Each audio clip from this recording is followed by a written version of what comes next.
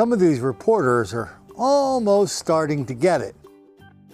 Out in Milwaukee, Wisconsin, this is one of several stories they've run over the last couple of years on witness intimidation and how it's a part of so many crimes out there and how so many crimes go unsolved because of this witness intimidation. Now, I'm just waiting for them to take it to the next level.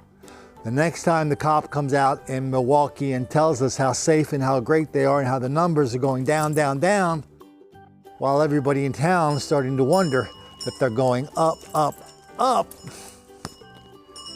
I just want one reporter to say, hey, but what about the witness intimidation? Isn't that driving down the crime numbers?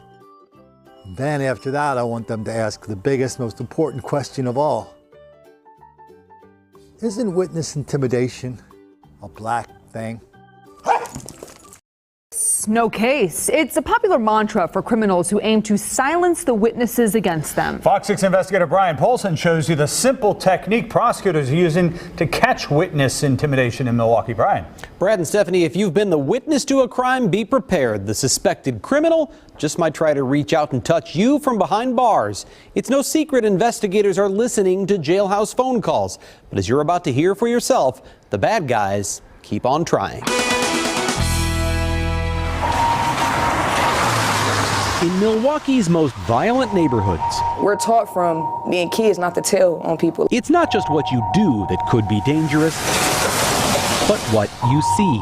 I tried to run, I couldn't, my feet was planted. Nakia Jones was sitting on this front porch near 29th and Locust when another man was shot and killed right in front of her eyes. I was just scared because I didn't know what to do. You know, it was my first time ever going through anything like that, ever. And that made her an instant target. Because I was a main witness. It's not easy. It's the kind of thing Milwaukee County District Attorney John Chisholm battles every day. It's not good enough simply to identify it.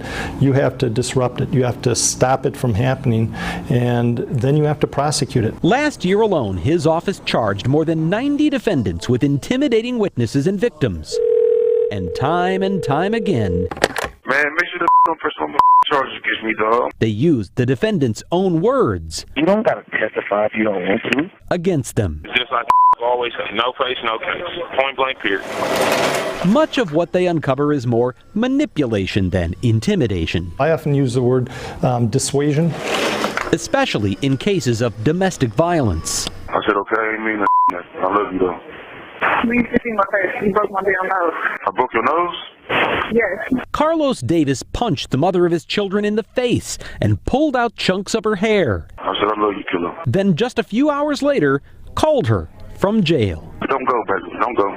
You good. You ain't got to go to none of the court days, still. Well, there's even an element of bribery. Timothy Treadway was accused of molesting a 5-year-old girl, but when the victim and her mother failed to show up at trial, the case was dismissed, and prosecutors soon discovered why. You're going to accept this little bit of money and not come, they can't do.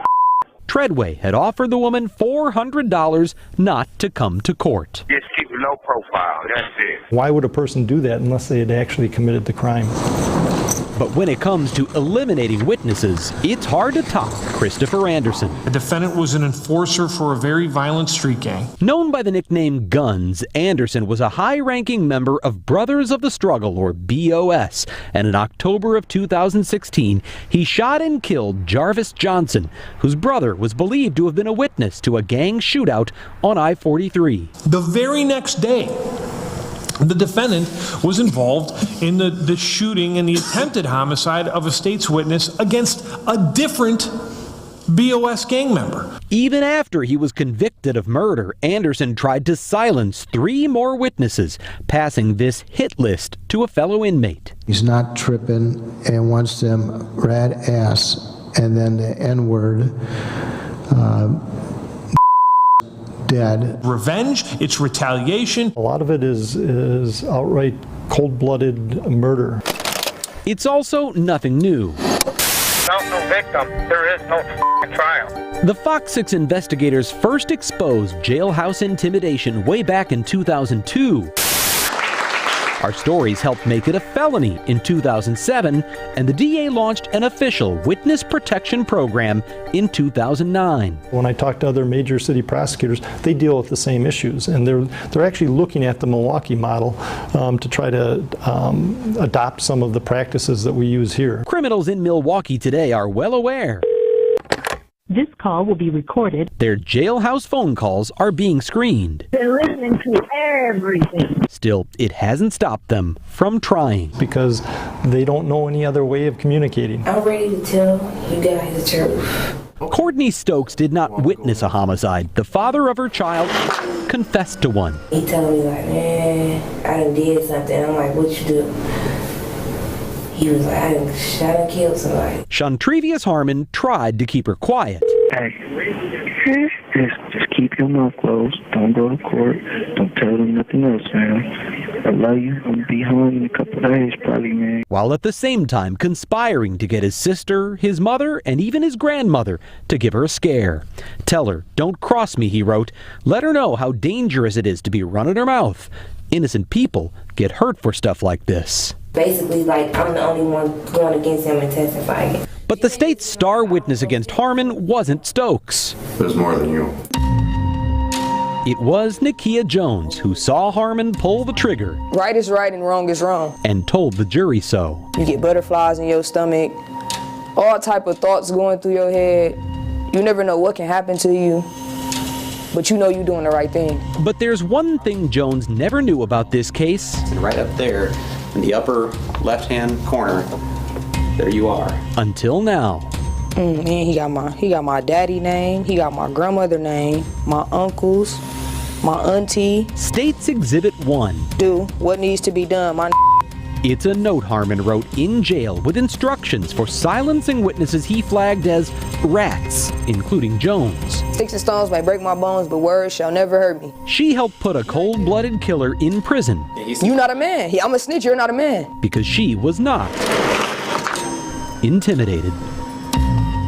The Milwaukee DA's office started the Maurice Pulley Witness Protection Unit in 2009 after the 24-year-old Pulley testified against another man and was gunned down because of it. But prosecutors have been battling this problem long even before that. They worked with Fox 6 News in 2002 and again in 2006 to educate victims about witness tampering. And it sure looks like that education is paying off. They have now charged more than 800 offenders with intimidation since launching the unit 9 years ago. Oh yeah, I remember the Maurice Pulley case. So what can you do if you're a victim or a witness and you do get these threats or these bribes or some sort of coercion? The most important thing is just to recognize that if someone's talking you out of testifying or cooperating with investigators, that could be a crime. And if it happens, preserve any evidence you can. They say save your call history on your phone. Don't delete those text messages. Don't throw away any letters that have been written to you by the offender or sent to you maybe by someone, a third party who's relaying that message. And most of all, just make sure if it happens, tell police or prosecutors that it's happening. They say that's the only way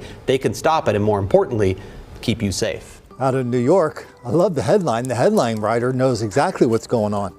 The headlines writer talking about the district attorney of New York, Cyrus Vance. He's bragging now that he's not prosecuting misdemeanors and low-grade felonies anymore.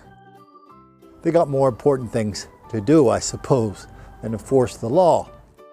De Blasio, he's now taking the cops out of every school in New York City. There are no more cops in schools in New York City. So what do you suppose will happen to the numbers once you remove the cops from some of the most dangerous classrooms, dangerous schools in New York City? The numbers are going to go down, down, down. The crime's going to go up, up, up. And everybody will be happy, except the victims of the crime and their parents who can't figure out what's going on because the adults are telling us, man, our school's never been safer. Don't you want to see the numbers? Here's the numbers. But questioning the numbers, questioning the people who compile the phony numbers, talking about witness intimidation as being a major factor in contributing to the phony numbers, that has a way of making the black kids angry.